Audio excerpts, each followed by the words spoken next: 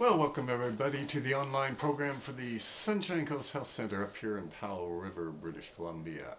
And our topic has been on the kind of therapy we do at Sunshine Coast, which is called meaning-centered therapy. And we've been talking about this pilot project that we've been conducting, a preliminary investigation prior to this big investigation we'll be doing in a few months here. And it's very interesting that we're discovering from all the data we've been collecting, some statistical analyses, some case notes, some psychiatric studies, therapist notes, and long talks with the clients themselves. All this data are now producing some general themes or general patterns that seem to be sort of applying across the board to everyone involved. So we've talked about these patterns so far being that in addiction, there seems to be a loss of the self or a dissolution of the self.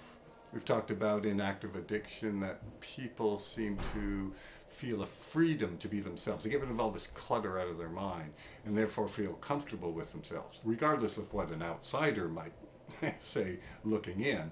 But to the person, the experience of intoxication has almost a freeing effect. We've talked about in recovery that everybody is unique. Everybody is finding his own way to recover. And the last thing that's really quite interesting is that we're discovering this very common theme that recovery involves allowing the real, the authentic self to emerge. And this makes sense if we think of what we talked about before as addiction being a loss of self, then recovery may be a recovery of self. And this idea of the authentic person beginning to emerge is really quite interesting, because so many times we hear in the addiction treatment field things such as, well, the only thing you need to change about yourself in recovery is everything. And we have some very good research of how people's values seem to dramatically change once they're in recovery. We've talked on the online program before about the work of Miller and Sita Bacca on their quantum change and transformational change, William White's term. And this idea that a person has to change in recovery.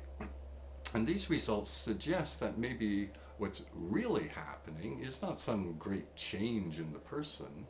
Maybe what's really happening is the authentic person, the actual human being with these values is now beginning to emerge in recovery, so that they are, to borrow the 12-step phrase, being true to themselves now, right?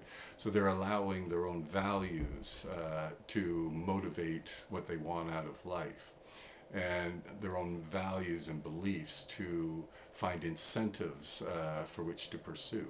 Anyway, that was kind of an interesting thing, but again, not to make too big a point on it. It's only a pilot project, and again, just a preliminary to the big research project we'll be doing down the road in a few months. But some interesting things to consider for your own recovery and how you make sense of addiction and recovery. So we'll be back next time with a whole new topic.